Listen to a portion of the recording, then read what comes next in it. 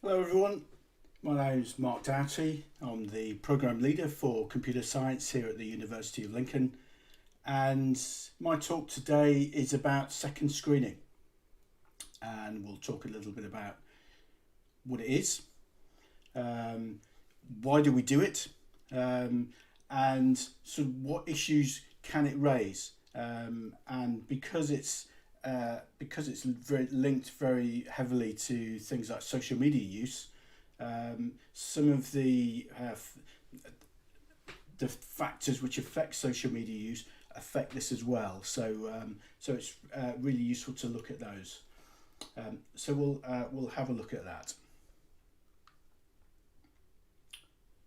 Imagine you're sitting in your TV, your living room, and you're watching your TV. You watch something which provokes some comment, or you're interested in the program, and it provokes comment and debate.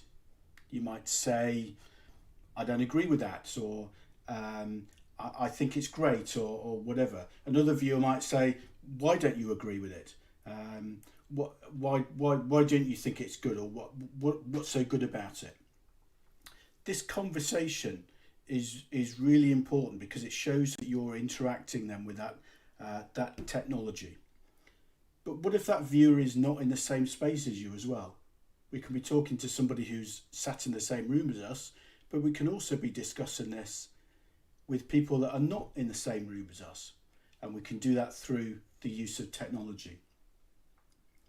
It's the most common thing in the world to discuss what you're watching on television, whether it's with people in the same room or not. Second screening allows us to widen these discussions and to bring in those of us who aren't co-located or aren't in the same room, um, and enables you to be closer and to get much more of contact with that TV program. So the rise in availability, the immediacy, the convenience of using technology and technology in our everyday lives has really expanded this concept of second screening. It's allowed us as TV viewers to communicate with a much wider audience, to converse with a much wider audience, and being able to discuss or comment on the contents of what is on the TV or the first screen on the second screen, which is usually things like social media sites like Twitter, Facebook, and Reddit, and so on. This second screen device you might have as a mobile phone or a tablet. It could also be a laptop, it could also be a PC. Um, some people also use things like smartwatches or anything that can display information, that can communicate to you and communicate with others, can potentially be a second screen device.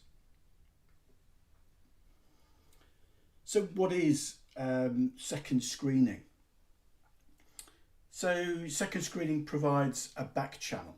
So, by back channel, we're talking about sharing comments and views with others um, in real time, but not necessarily through the main medium of the first screen. And that back channel doesn't have to be on it doesn't have to be when you're watching TV. It can be any other thing. It can be when you're in a presentation or a talk um, or anything. So the back channel is really important.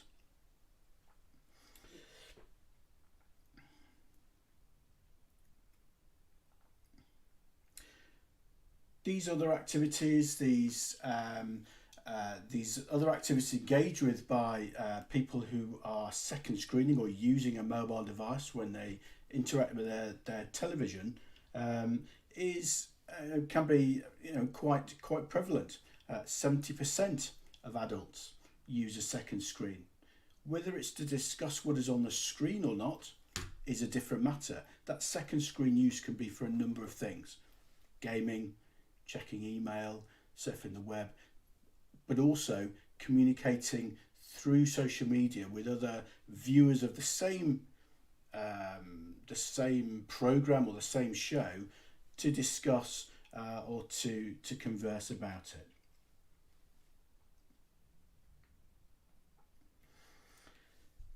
Some TV shows reinforce content through through social media and second screening. So, for example, here when we look at the Newsnight stream, it reinforces content, but also this tweet allows us to catch up on content.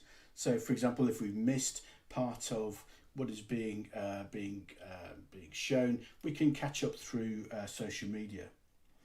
What is interesting about this, though, is it's very selective.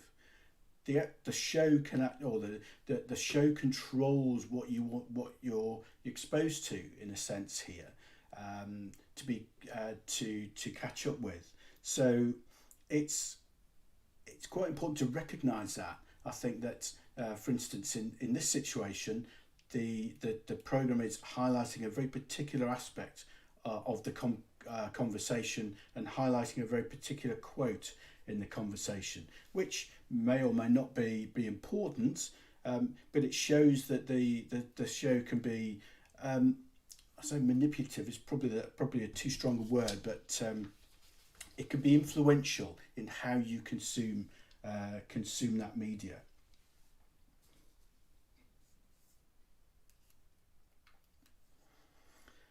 The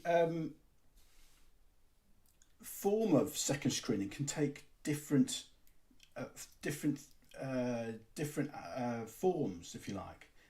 Not only are we talking about second screening or watching television, we can do it.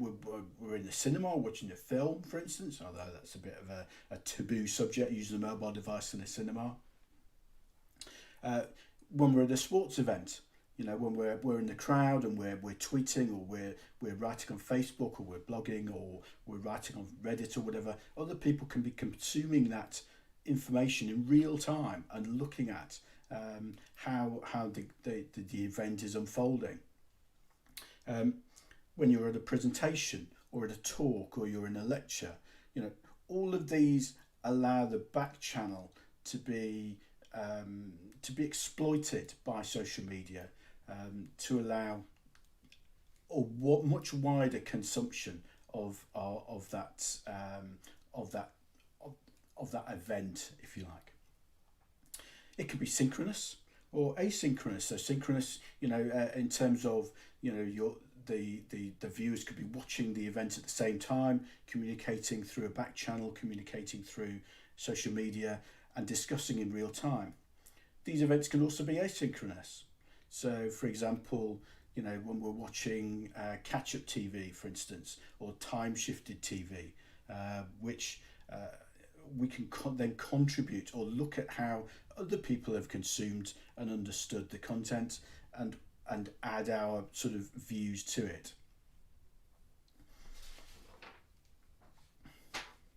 There's also a sort of a special case for second screening, and this is one that is a bit more sort of less pronounced, is the idea that there isn't a primary screen.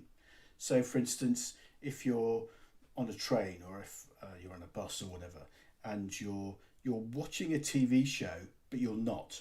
So you're looking at a Twitter stream from that TV program, from the audience of that TV program, and you're consuming their opinions and their comment, and you may be commenting on them yourself without actually watching the TV show. So that as a second screen can sort of pervade into that space as well, which is an interesting concept. But because these devices are now much more affordable, they're capable, they're ubiquitous, it means that pretty much everybody in every scenario has a capability of back channeling and second screening to make our consumption of media a lot more richer and so on.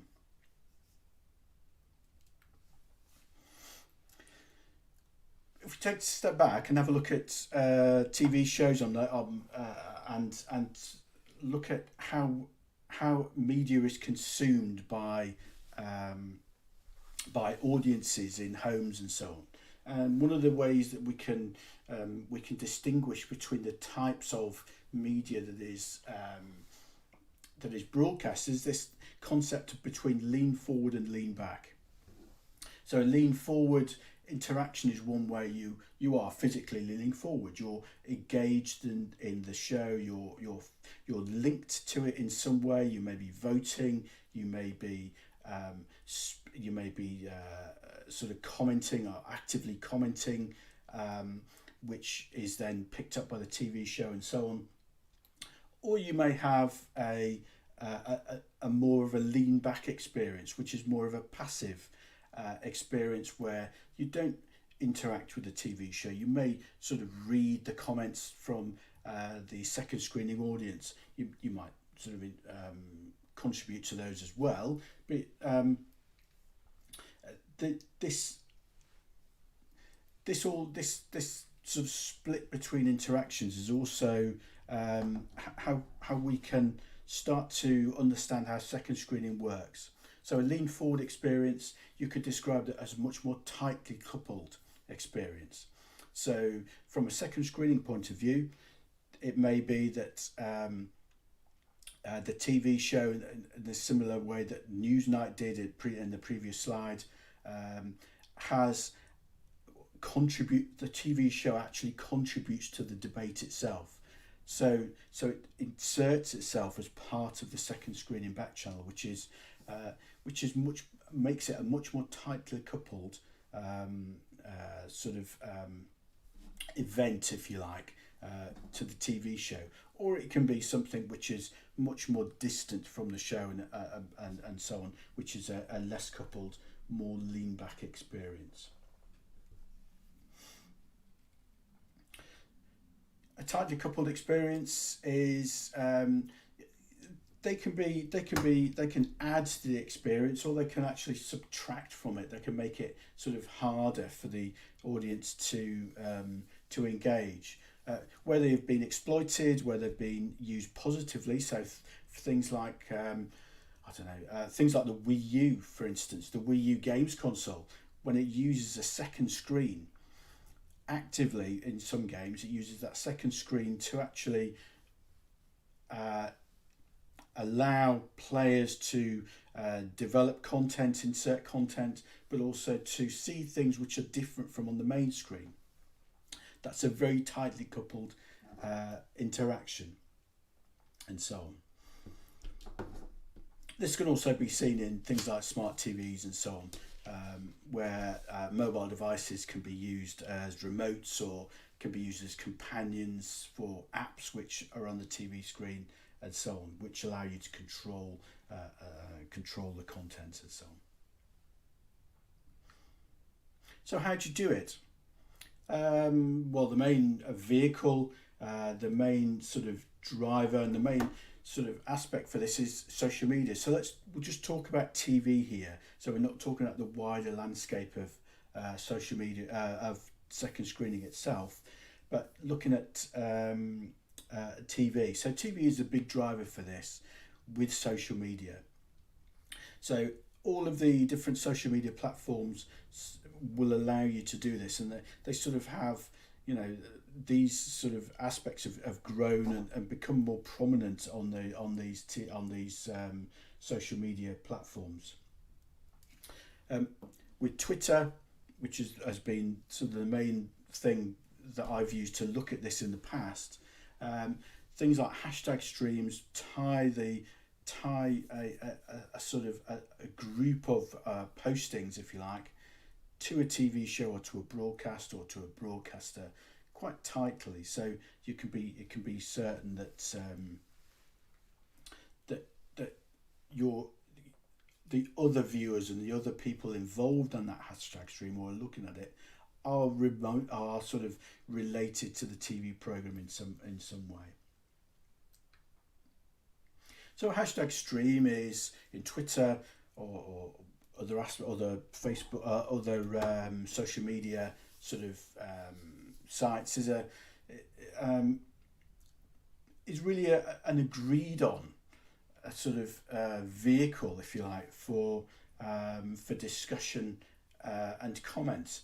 It's really interesting to see how these tags evolve, and in the past, we'll talk about this in a second, but in the past, TV shows have tried to manipulate how these hashtags have been developed, but it's very difficult for them to do that because these hashtags evolve within the ecosystem of the social media site rather than the TV show itself.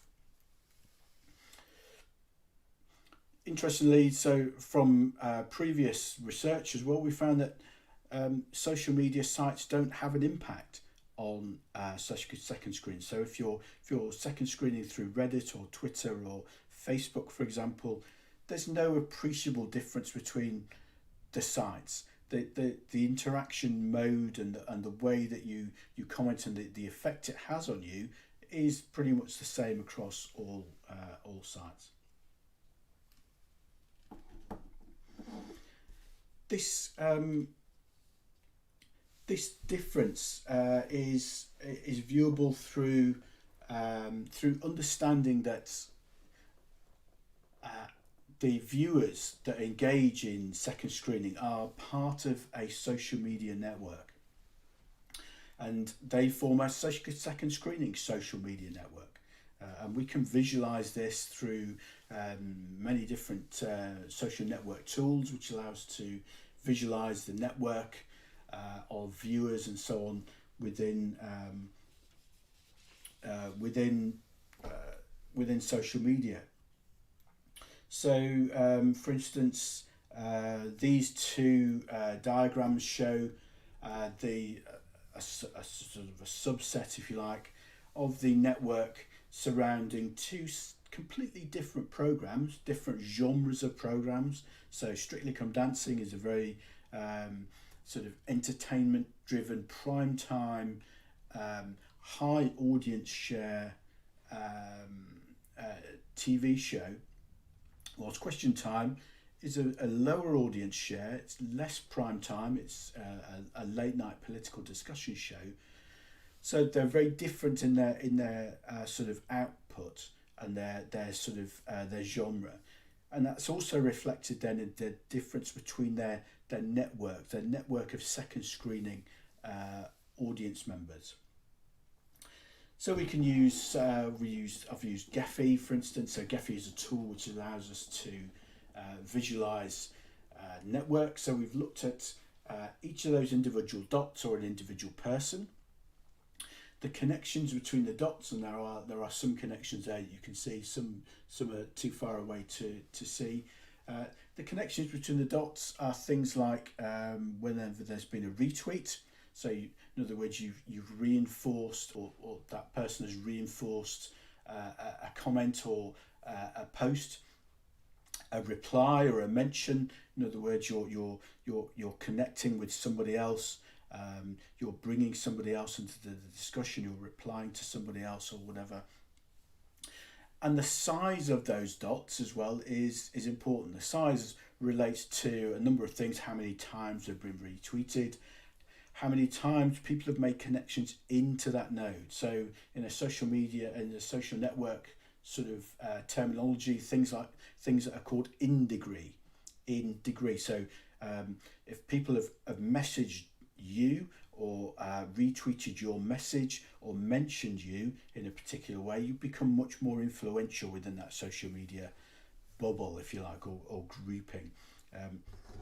And this is the way that we can look at not only social media networks in itself, but also very tightly controlled second screening networks.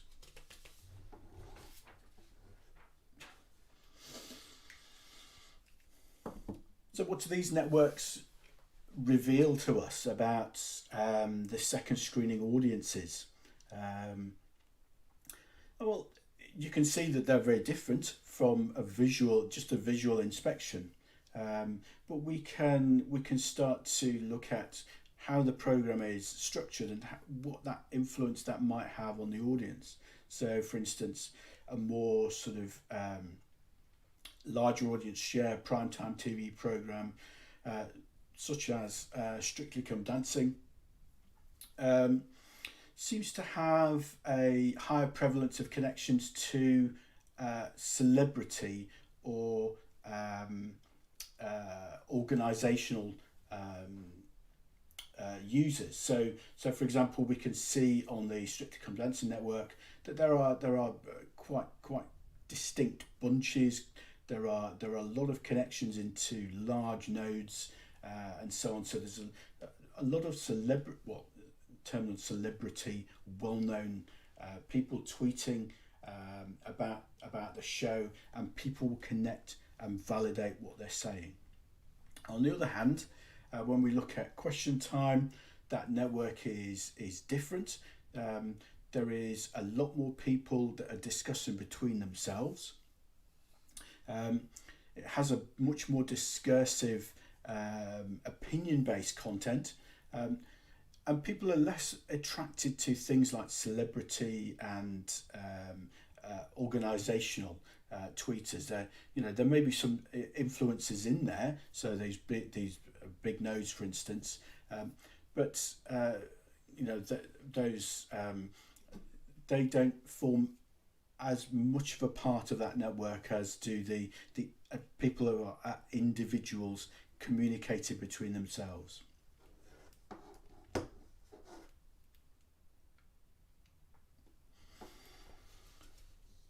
So what can it raise?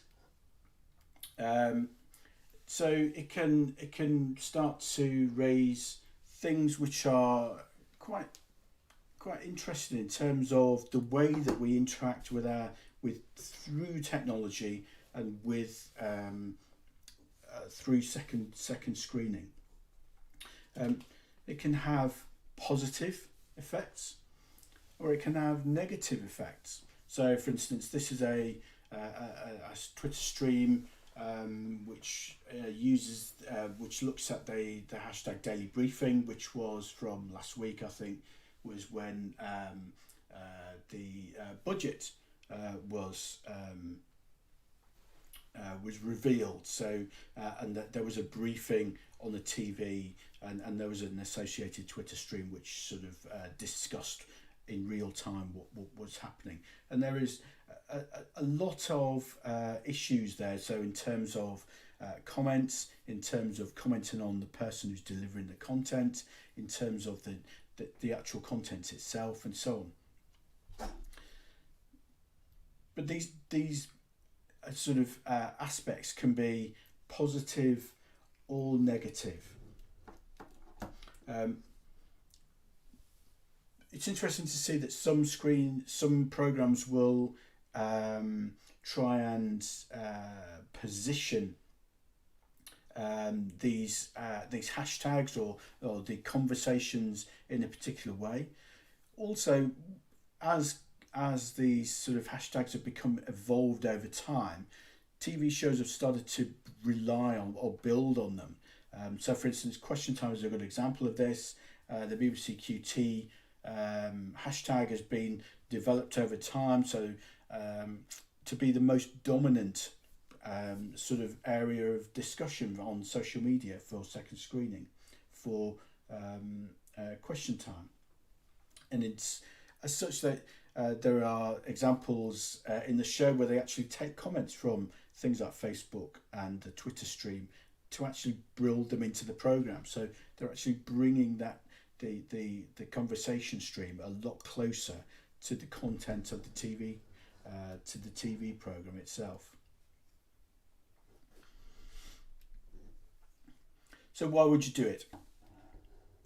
There are any number of reasons why people do this. You want to enhance your viewing experience. You don't want it to be just a passive experience. You want to actually get closer to the broadcast itself. You're interested in the broadcast. You want to become more engaged. You may have emotional reactions. You may look at something and think, "Oh, that's terrible," or what do other people think, and have a look at the conversation. Or you may think, "I don't agree with that," or "I really agree with it." You may feel an extreme reaction, which you want it to be validated, or you want to see what other people think on a communication or on a stream. So you're curious to see what other people think. You may want more control over that experience. So you may want to, like, contribute to the discussion, which may be picked up by the TV show itself as well. Questions which are raised are things like, does it split your engagement?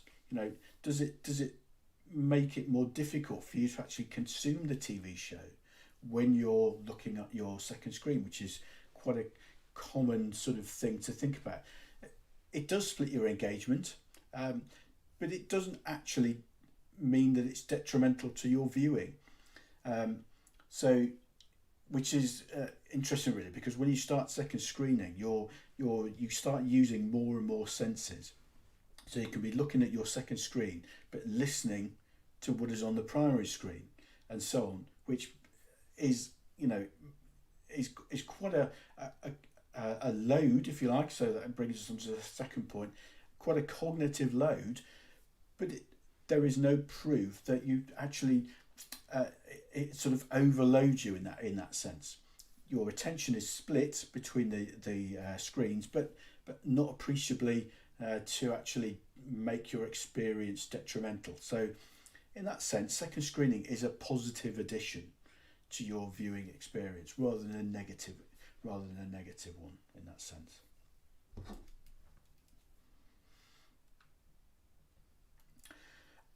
It can raise a number of issues, as with any interaction through technology. It will have positive impacts, it can have negative impacts. There is a darker side to second screening on to social media use in general, which has been constantly sort of exposed over the last number of years in terms of how people interact with that technology, what they communicate through that technology, and so on. And second screening is no different to this. On the first side, we have positive experiences. So second screening will gives us as the viewer a much more robust, richer viewing experience. It means we can get engaged with the program a lot more. We can discuss with, or we can sort of read discussions as they happen in real time about the content on the screen. We can look at individuals and read comment and look at their what they're saying, read comment and so on. The discussion that you take then is an outlet almost for your rather than just shouting at the screen or sort of mumbling to yourself. You're actually contributing to a debate which is read by other people, which in itself is a very cathartic almost exercise. From the other perspective, from the broadcaster perspective, second screening is a very positive aspect in that the audience that is second screening becomes much more engaged. To them, they're much more tightly brought to the TV show, so they can be, from a broadcaster point of view, they can be manipulated more, they can be influenced more. So you tend to see a lot more sort of advertising or relating TV shows relating in putting content into the Twitter stream itself. There is a potential for things like more targeted advertising, particularly around when TV shows are sponsored by a particular, or they're supported by a particular sort of content or organisation. They then can contribute to the Twitter stream, which almost reinforces that link, which is useful for them. Okay, right. However, there are negative aspects to this, and those negative aspects are really quite I don't know, interesting is probably not the right word, but they're quite concerning, I think. They do mirror what's going on in social media in general. However, this second screening does provide almost a sort of a focused petri dish of sort of activity, which is interesting to look at. We can see a number of different effects through second screening. So we can see something called disinhibited behaviour, so which relates to this thing called the online disinhibition effect, which means that when you communicate or when you use technology to interact with online, you're much more likely to engage in behaviour which you wouldn't normally do if you are face to face. So, for example, in 2004, John Suler identified this online disinhibition effect, and he looked at the fact that when people communicated online, they tended to say things or tended to portray a persona which was much more different to how it was if you were dealing with them face to face. And because second screening invites opinions and invites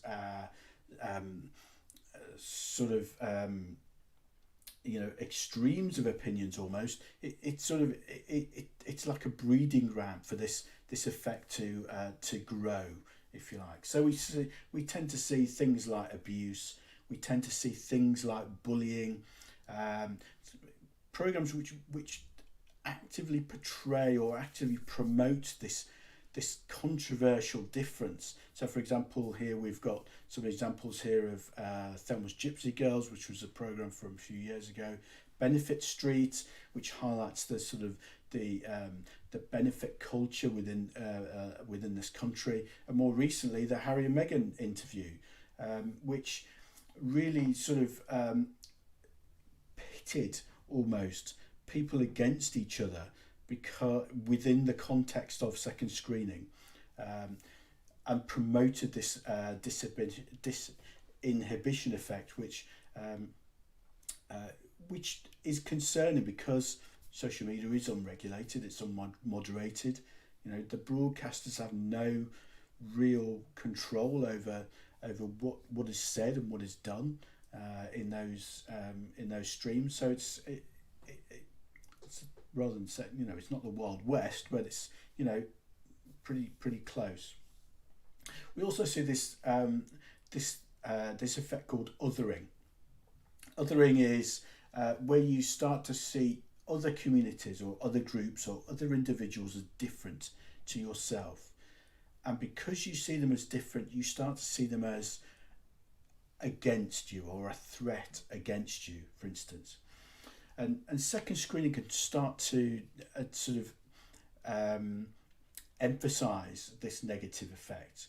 So we start to see things like echo chambers, people reinforcing the content, people reinforcing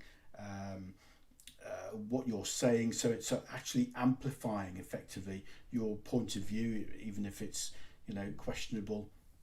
And then we also see, in conjunction with this idea of the spiral of silence, which is almost in opposition to the echo chamber. So audience members will tend to stay silent. For instance, if you wanted to say with Harry and Meghan, if you wanted to defend them, for instance, and say, I agree with what they're saying, but the majority of people on the second screen on the hashtag stream are sort of anti them, and they're forming the bulk of the conversation. It's very difficult for you to insert your comment into that discussion and to get it validated. So you tend to stay silent, and you start to see this spiral of silence, and you're more likely to stay silent, and the more dominant views start to become more sort of prevalent, and so on.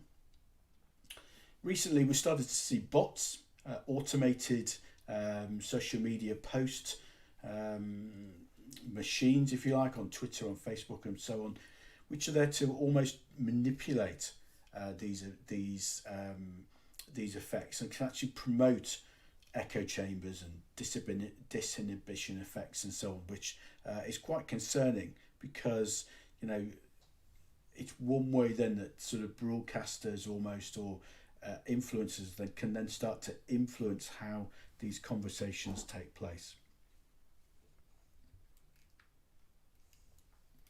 So this was an example of the Harry and Meghan, one of the Harry and Meghan Twitter stream from a few days ago, and it shows a really different, there is a really sort of broad perspective of opinions, which over time, with the concept of echo chambers and whatever, will is really becomes much more polarized.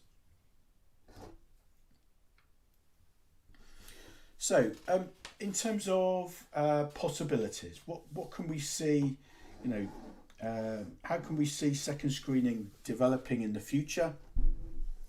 So we could see probably sort of 4 areas, although you could probably identify more. So we could start to see things like an increased advertising exposure. So, for instance, programs that are sponsored by a particular product or organisation, that product or organisation could be present then within the second screening stream, which will almost reinforce then their commitment or their exposure to that audience. And because you're second screening, by definition then you're engaged with the program, and you're more likely to be influenced by that product being advertised to you. So it's the targeted advertising aspect is really important for the broadcasters. So we could start to see, we already are seeing enhanced event coverage. So, for instance, this example is from Formula One from last year. So, for instance, on your primary screen, we can consume the event. On our second screen, we can start to look at other aspects of the event. So the timing screens, in this sense, we can look at discussion points, Twitter streams, and so on. Interestingly, in the past, organisations have tried to more tightly couple the second screen then to the primary screen by creating their own apps, creating their own sort of content, which you then and trying to moderate the discussions as well. But because those discussions are then moderated within that second screen, it makes it less attractive, I think, for people to take part in. We can start to see more content discovery. So, for instance, on the second screen, this relates to increased ad exposure, or whatever, much more links, and much more sort of outlinks, if you like, to content which is related to what you're watching on the primary screen. So it's enhancing your viewing experience and your in that sense.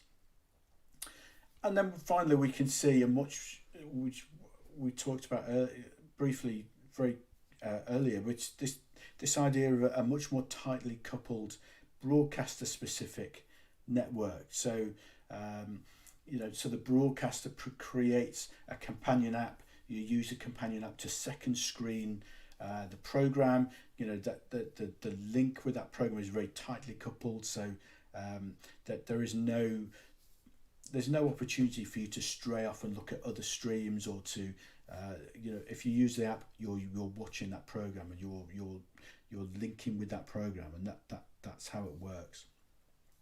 So I think second screening in the future will definitely develop, but how to overcome the unregulated and moderated streams which social media gives to us is one conundrum, I think, which probably more on the broadcast and advertiser side is being faced. Why is all this relevant to computer science, you might be asking yourself? We've spoken a lot about television, we've spoken a lot about media, how psychology, how it affects us and so on. But this is exactly it. We need to understand how communication through technology affects our behaviour. We have, over the last 12 months, we've seen firsthand how our interaction with technology has become crucial to our everyday life. So we've been forced to use video calling, online teaching, online calling, remote working, and delivery. And because of this, our interaction methods and our delivery methods have changed. We've adapted to this technology, so our behaviour has changed. And how our behaviour has changed is really interesting because it predicts, or it can influence how we appear to others, or how we appear to groups of others.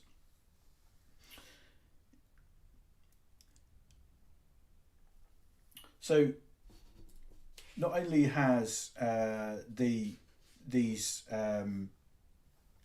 demands, if you like, become more effectively, this study of computer mediated communication, which is the way that we communicate through technology, and the way computer human interaction, if you like, as well, how we interact with computers, is very important.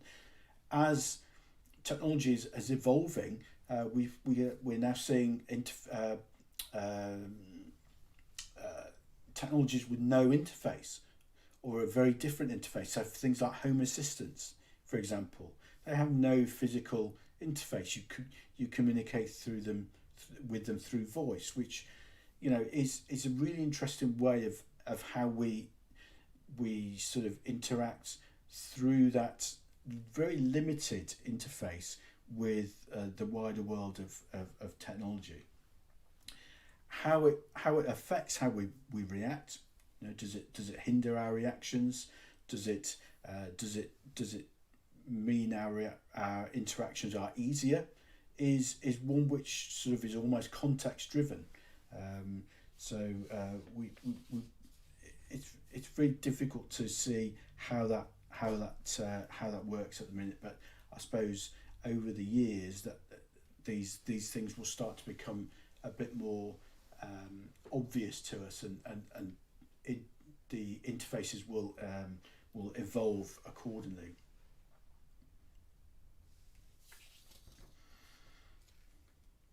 So, if we go back to our living room scene, what is happening?